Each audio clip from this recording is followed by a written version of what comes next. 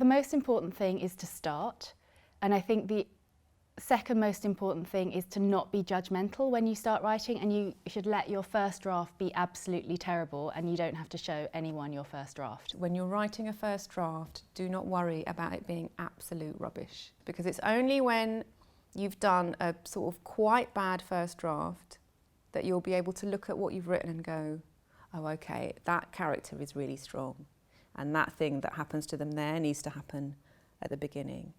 And you can start to move things around and shift things. Your first draft doesn't have to be you know what your 3 acts are and you're just notating them. The process of writing can be discovering your structure. It's okay for a lot of your early writing to be about splashing about in something and finding out what's there. I'm not a very organic writer. I can't just sort of have a blank page and just kind of go with it. I need to have some plan and some framework to work within.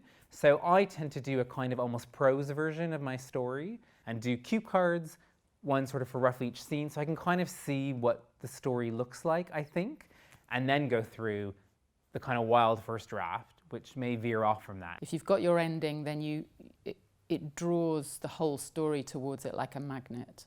So I'm very uncomfortable until I do have the ending, actually.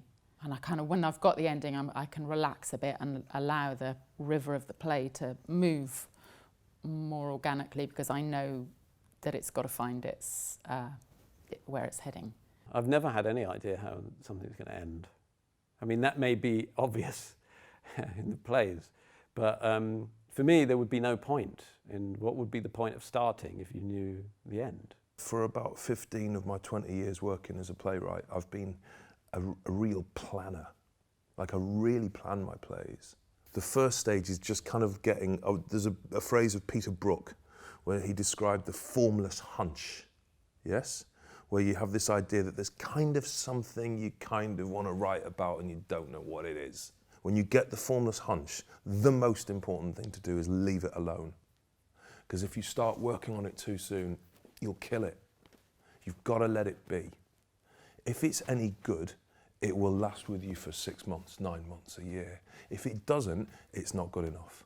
Then the next thing for me to do is, if the ideas survive for kind of 6 months and it's still there, then I'll start researching it. And that between the idea and the research period is like mulling. It's always there. It's there in the back of my head. It's there when I'm walking the dog. It's there when I'm having a shower. It's there when I'm having a swim. It's there when I'm rehearsing other plays. It's there when I'm watching other plays. Just imagining them in the theatre.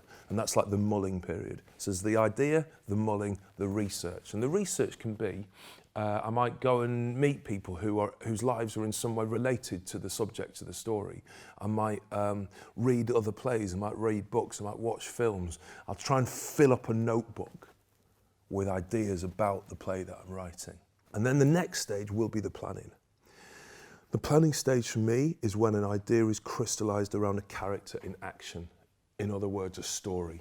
I'll work on that. I'll really plan and develop and nurture the character, and then I'll structure it. I'll decide how many scenes, how many characters, where the scenes are set, when the scenes are set, what happens in the scene, what's the action of the scene. And then the last thing I'll do, the very last thing will be to write the dialogue. Finish the play, print it off, leave it, and then read it as though you're an audience member experiencing the whole thing. Don't read it with a pen in your hand, just sit and take the hit. And compare that, the experience of reading your play, having had that period of reflection and separation, with what the intended experience was. Don't read it on a screen. Don't read it on a screen, because if you read it on a screen, you'll change a full stop to a comma and imagine you're doing a rewrite. The temptation to place your cursor on the line will be too acute. Read it on the page. I work with others because the conversation with somebody else, digging away at the material and going into workshops and getting people reading it and exploring and evolving ideas is totally, for me, key to my process and the kind of work I like to see as well, actually, that has really evolved and has many brains and hands in it and on it. So yeah, work with others, show your work to them, listen to what they say, get actors to read it out yourselves. There were 14 drafts of Barbershop Chronicles. I arrived with 60 hours worth of audio research from the traveling to all of those countries, to South Africa, Zimbabwe, Kenya, Uganda, Nigeria, and Ghana. And all of that was whittled down to an hour and 45 of text. So there's just so many other things which didn't go into the play.